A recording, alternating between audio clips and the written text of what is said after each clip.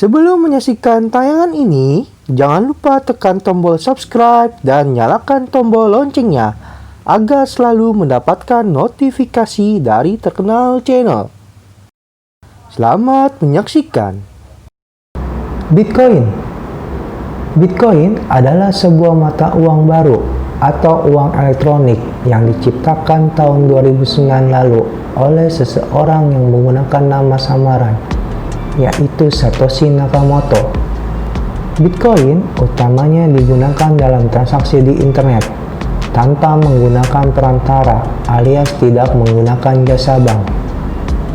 Sistem yang digunakan Bitcoin yaitu sistem peer-to-peer atau P2P. Sistem ini bekerja tanpa penyimpanan atau administrator tunggal, di mana Departemen Keuangan Amerika Serikat menyebut Bitcoin sebagai sebuah mata uang yang terdesentralisasi. Tidak seperti mata uang lain pada umumnya, Bitcoin tidak bergantung pada satu penerbit utama. Bitcoin menggunakan sebuah database yang didistribusikan dan menyebar ke node-node dari sebuah jaringan P2P ke jurnal transaksi. Bitcoin menggunakan kriptografi untuk menyediakan berbagai fungsi keamanan dasar, seperti memastikan bahwa Bitcoin hanya dapat digunakan oleh orang yang memang memilikinya dan tidak pernah boleh dilakukan lebih dari satu kali. Alhasil, Bitcoin bisa digunakan dalam berbagai jenis transaksi seperti membeli server internet, membeli produk fashion, dan lain-lain. Banyak juga orang yang hanya memperjualbelikan Bitcoin sebagai salah satu kegiatan berinvestasi yang menguntungkan dan banyak yang menjadi kaya raya karenanya. Berbeda dengan uang yang biasanya disimpan di rekening bank, Bitcoin pada dasarnya disimpan dalam komputer pribadi dengan format wallet atau disimpan dalam wallet yang disediakan oleh pihak ketiga. Kepemilikannya pun tidak memerlukan identitas, alias bisa dimiliki oleh seorang anonim. Karena kepemilikannya bisa mengatasnamakan anonim, Bitcoin bahkan sering digunakan sebagai metode pencucian uang dan berbagai tindakan kriminal lainnya. Topologi P2P Bitcoin dan tidak adanya administrasi tunggal membuatnya sangat sulit untuk dimanipulasi, entah itu oleh entitas tertentu, baik otoritas keamanan cyber atau pemerintahan manapun. Sehingga harga Bitcoin sulit dipengaruhi oleh inflasi, karena sulitnya memproduksi Bitcoin dalam jumlah yang sangat besar.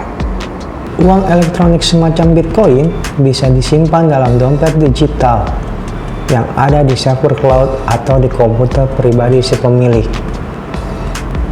Dompet yang dimaksud lebih mirip seperti rekening bank virtual yang memungkinkan pengguna untuk mengirim dan menerima Bitcoin, berinvestasi maupun bertransaksi. Selain dalam bentuk transaksi, lalu bagaimana cara mendapatkan Bitcoin? Bitcoin bisa didapatkan dengan cara membeli, menambang, ataupun secara gratis.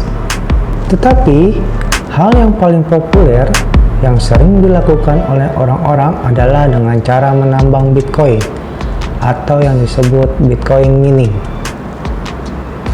Untuk memahami proses menambang, kita harus kembali lagi pada konsep dasar.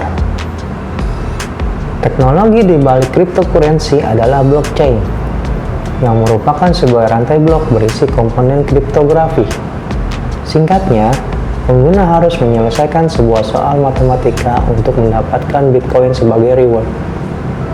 Proses pemecahan soal matematika inilah yang disebut sebagai Bitcoin mining. Jangan bayangkan soal matematika ini seperti persoalan matematika yang kita temui sehari-hari di pelajaran matematika. Oleh karena itu, untuk menambang Bitcoin diperlukan mesin komputer khusus seperti GPU atau ASIC yang harganya tidaklah murah. Dijadikannya sebagai alat transaksi digital, Bitcoin tentu saja memiliki banyak kelebihan dan kekurangan. Berikut kelebihan Bitcoin. 1. Bitcoin tidak memiliki batas. Batas wilayah ataupun batas berupa kebijakan atau aturan perbankan dan negara. Sebab transaksi Bitcoin bisa dilakukan lintas negara tanpa ada aturan terkait. 2. Layanan transaksi Bitcoin sangat rendah. 3. Bitcoin sangat aman dan efisien, sehingga bisa meminimalisir resiko pengguna. 4. Bitcoin sangat transparan karena informasi tentang Bitcoin bisa dilihat oleh semua pengguna. 5. Pemilik Bitcoin bisa menyembunyikan identitasnya atau anonim. Berikut kekurangan Bitcoin. 1. Penerimaan Bitcoin sebagai salah satu alat pembayaran masih sangat minim. 2. Nilai tukar Bitcoin naik turun atau fluktuatif yang disebab oleh berbagai macam faktor seperti jumlah Bitcoin yang beredar, jumlah penggunaan yang sedikit ketimbang trader, pengaruh berita ekonomi, dan adanya peretasan. 3. Software Bitcoin masih belum final, sehingga masih bisa berubah sewaktu-waktu. 4. Bisa dijadikan sebagai pencucian untuk pelaku kriminal. 5. Bisa hilang akibat human error, semisal hilangnya hard disk tempat penyimpanan Bitcoin. Otomatis Bitcoin pun juga hilang. Demikianlah apa itu Bitcoin. Terima kasih dan sampai jumpa.